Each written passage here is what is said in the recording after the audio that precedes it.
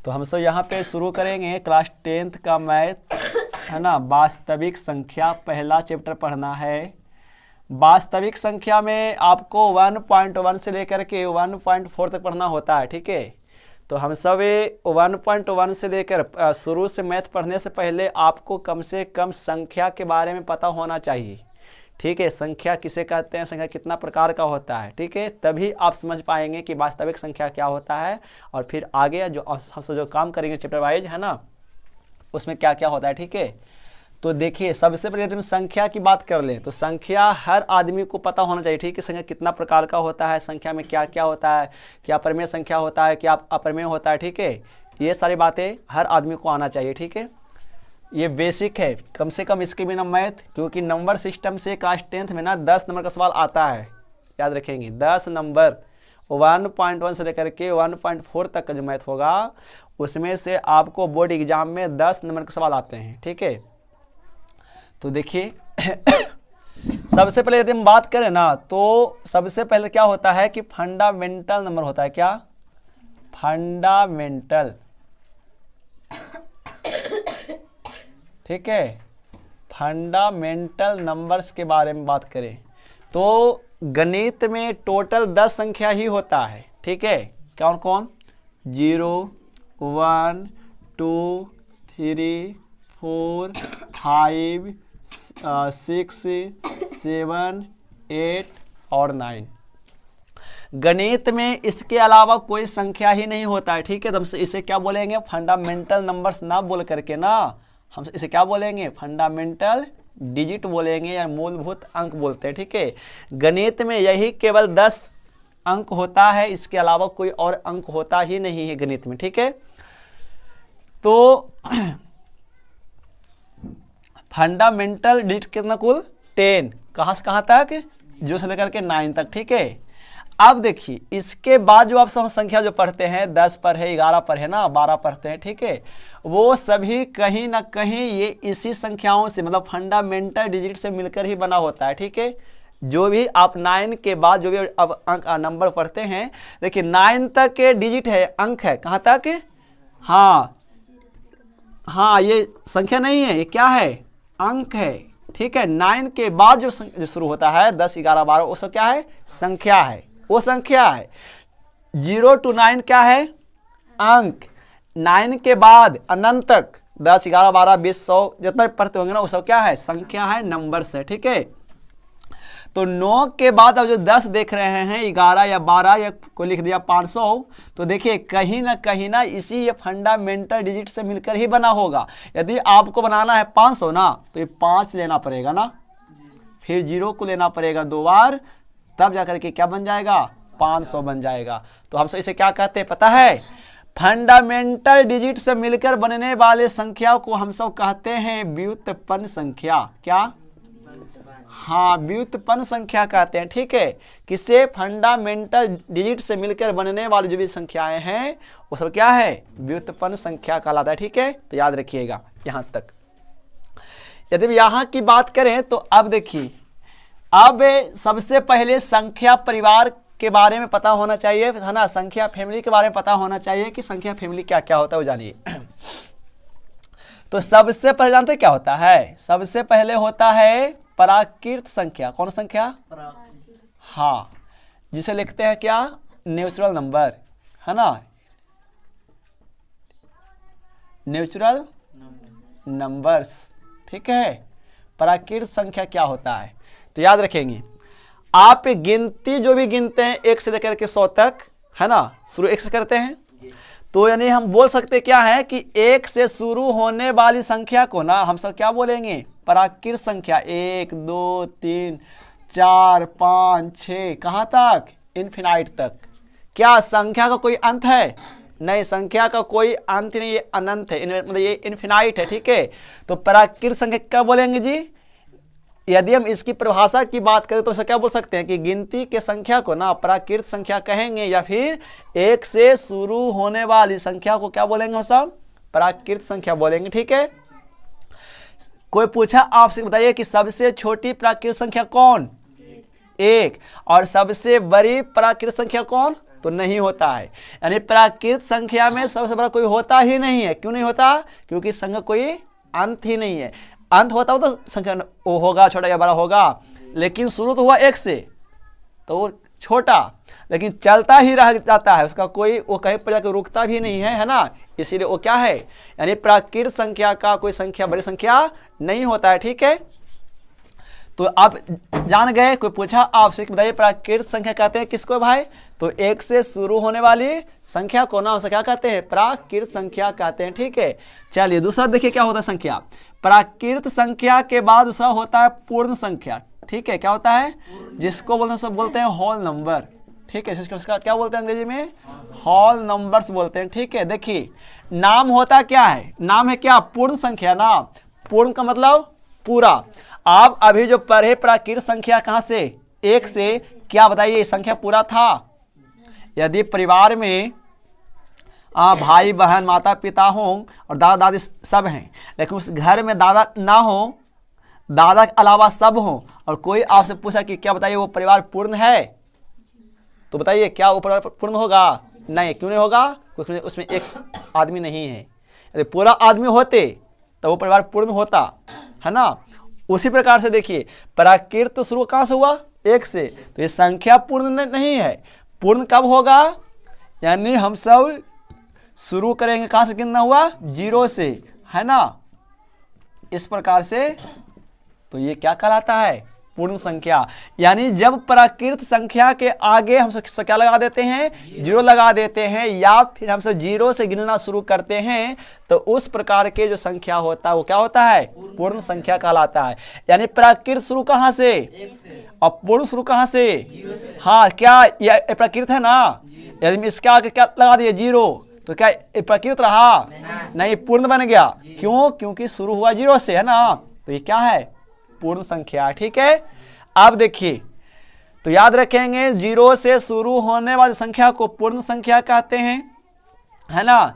1 से शुरू होने वाली संख्या को क्या कहेंगे? प्राकृत संख्या कहते हैं। ठीक है, अब यहां से कुछ सवाल आएगा कि क्या सभी प्राकृत संख्या पूर्ण संख्या होगा? तो हो सकता है। देखें ना, प्राकृत में 1 है ना, तो पूर्ण में भी 1 है। प्राकृत में 2 है तो पूर्ण में भी 2 है। प्राकृत में 3 है तो पूर्ण में भी 3 है। तो क्या बताइए सभी प्राकृत संख्या पूर्ण संख्या हो सकता है कि नहीं? हो सकता है। सभी प्राकृत पूर्ण होगा, लेकिन सभी पूर्ण प्राकृत काहे नहीं होगा? अच्छा, एक प्राकृत है कि नहीं? एक पूर्ण है कि नहीं?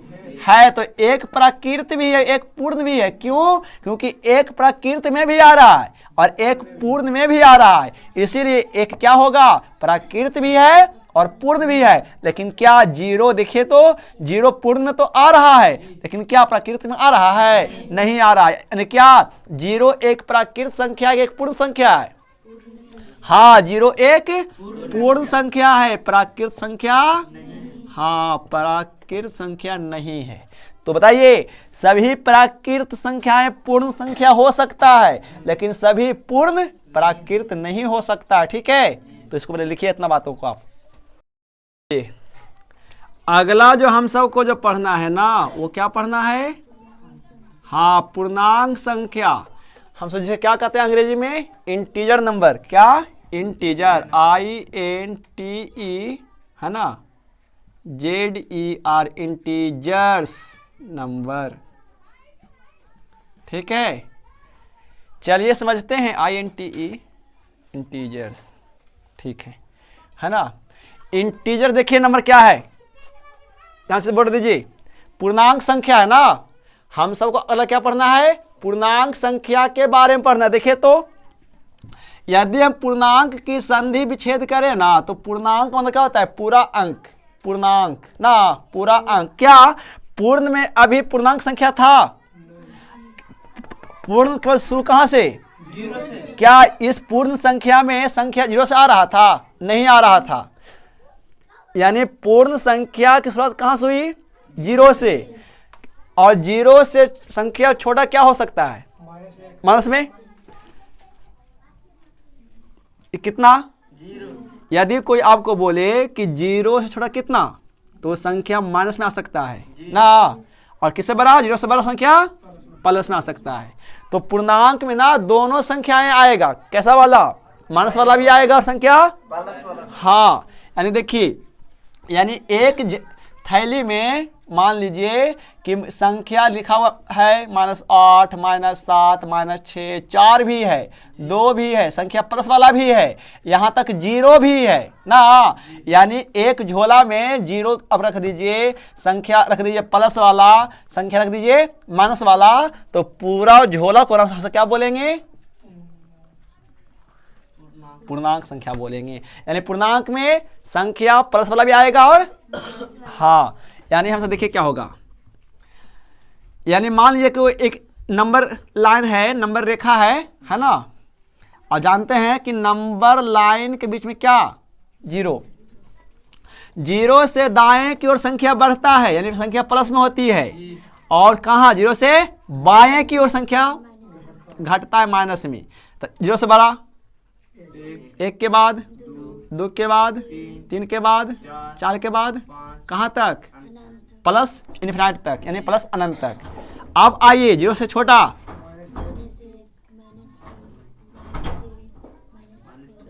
कहाँ तक, माइनस इन्फिनाइट तक, है ना। तो वैसे इस प्रकार के संख्या को क्या बोलेंगे, पूर्णांक संख्या बोलेंगे। हाँ, मतलब धनात्मक और ऋणात्मक है ना संख्याओं के समूह को क्या बोलेंगे, पूर्णांक संख्या बोलेंगे। अब हम बताइए, क्या 2 प्राकृत संख्या है, क्या 2 पूर्ण संख्या है, क्या 2 पूर्णांक संख्या है, क्या पूर्णांक संख्या में 2 नहीं आ रहा है, आ रहा है।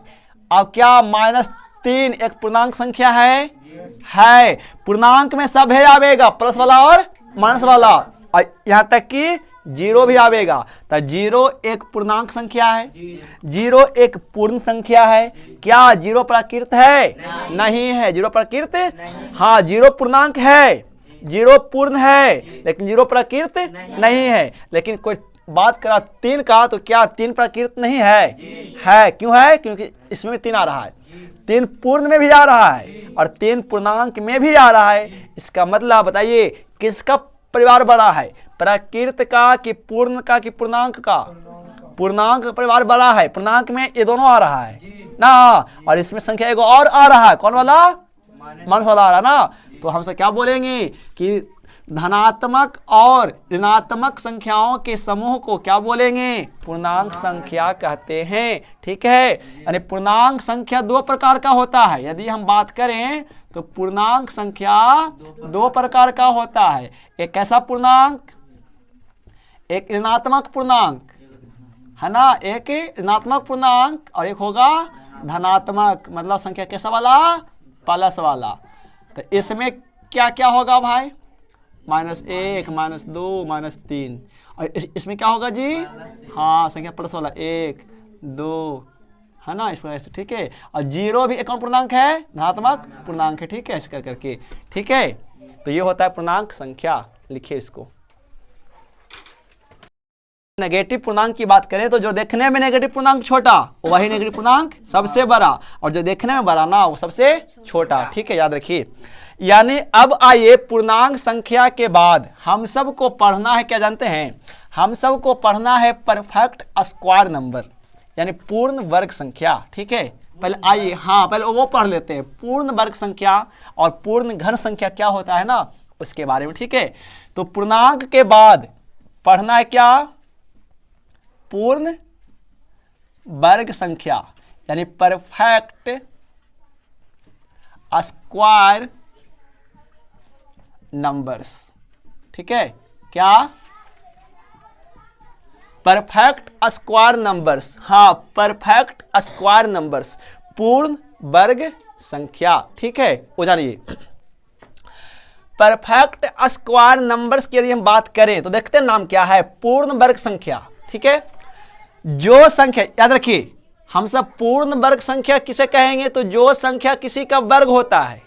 ठीक है ना, जो संख्या किसी का वर्ग होता है वह संख्या क्या कहलाएगा, पूर्ण वर्ग संख्या, यानी परफेक्ट स्क्वायर नंबर्स कहलाते हैं। जैसे देखिए ध्यान से, फॉर एग्जांपल देखिए तो क्या एक किसी का वर्ग है, हाँ है, एक का ही वर्ग है, एक एक का ही वर्ग है। एक का वर्ग कितना आता है? एक ही तो आता है। तो क्या एक पूर्ण वर्ग होगा कि नहीं होगा? दो का वर्ग कितना? चार। तो चार एक कौन संख्या? पूर्ण वर्ग संख्या। क्यों भाई? क्योंकि चार किसी का वर्ग है। चार किसका वर्ग है? दो का वर्ग है। तो चार एक पूर्ण वर्ग संख्या है। ठीक है, यानी जो संख्या किसी का वर्ग होता है ना, हम सब उसे क्या बोलेंगे? पूर्ण वर्ग संख्या कहते हैं। तो देखिए, एक पूर्ण वर्ग होगा? दो होगा? नहीं। दो किसी वर्ग है? नहीं, तो दो नहीं होगा। तीन? तीन वर्ग है किसी का? नहीं। तीन का वर्ग कितना होता है अलग बात है। तीन किसी का वर्ग होता है? नहीं होता है। तो तीन एक पूर्ण संख्या नहीं है। चार है। चार दो का वर्ग है, यानी चार एक परफेक्ट स्क्वायर नंबर्स है। पांच, छ, सात, आठ, नौ। नौ है ना? नौ तीन का वर्ग है। तो नौ एक कौन संख्या है? पूर्ण वर्ग संख्या है। नौ के बाद 10 होगा? नहीं।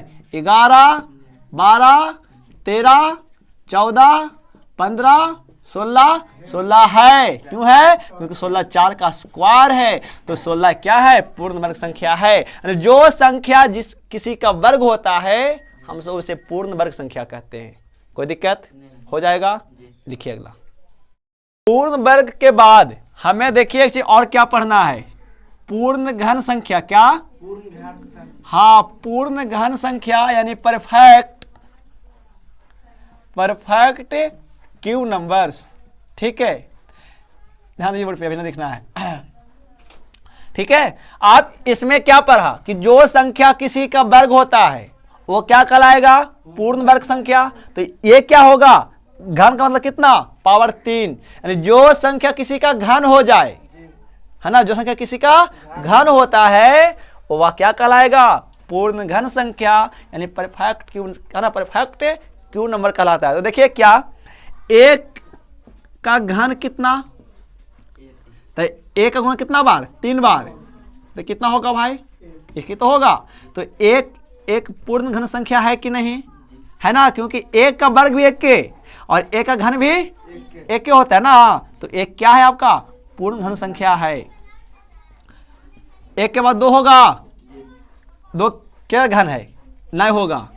तीन नहीं। चार नहीं। चार तो वर्ग है सर।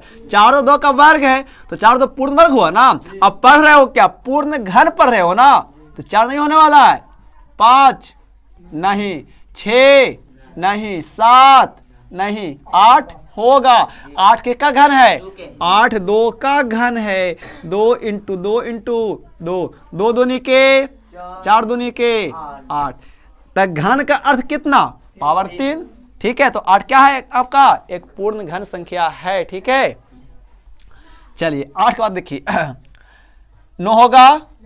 10, 11, 12, 13 नहीं होगा। पता है इससे कहाँ हो जाएगा? हाँ, 27 हो जाएगा, क्योंकि 3 का घन है। इसके बाद 64, 4 का घन। इसके बाद 125, कितना का घन? 5 का घन। ठीक है, तो जो संख्या किसी का घन होता है वो क्या है आपका? पूर्ण घन संख्या कहलाता है। कोई दिक्कत? चलिए देखिए आगे, हम सब अभी, है ना, क्या पढ़ लिए? परफेक्ट स्क्वायर नंबर और परफेक्ट क्यूब नंबर। ठीक है, उसके बाद हम सबको क्या पढ़ना है? सम और विषम, यानी इवन नंबर और ऑड नंबर्स क्या होता है जानिए। सम का मतलब होता है ना कि जो संख्या आप 2 से भाग लगाए पूरा पूरी क्या हो जाएगा? कट जाएगा, उसे बोलेंगे सम संख्या। जो संख्या 2 से भाग लगाए नहीं कटा वो विषम संख्या। ठीक है, अब रही बात कि सर कैसे पहचानेंगे कि कौन सा सम कौन सा विषम? उतना सा थोड़ी भाग लगाएंगे।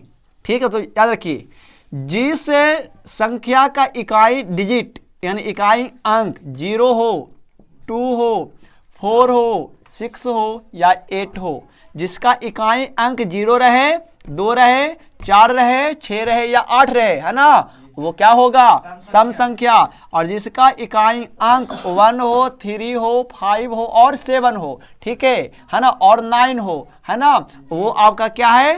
विषम संख्या है। ठीक है, जैसे देखिए कोई बोला कि भाई 7654 क्या जी एक सम संख्या है कि एक विषम संख्या है, तो क्या करेंगे अब अच्छा दूसरा भाग लगाइएगा नहीं, अब केवल पछाड़ना है कि जिसका इकाई अंक कितना हो जाए, 0 हो जो 2 4 6 या 8 हो, वो सभी सम के सम होंगे, और जिसका इकाई अंक 1 हो 3 हो 5 हो 7 या 9 हो वो आपका क्या हो, विषम हो। तो बोलिए 7654 एक इवन नंबर के एक ऑड नंबर, एक इवन नंबर है, ऑड ना, ऑड कहाँ सर जी, इवन सम ना, ये क्या है सम, क्योंकि दो भाग लगाएंगे पूरा पूरा क्या होगा, कट जाएगा।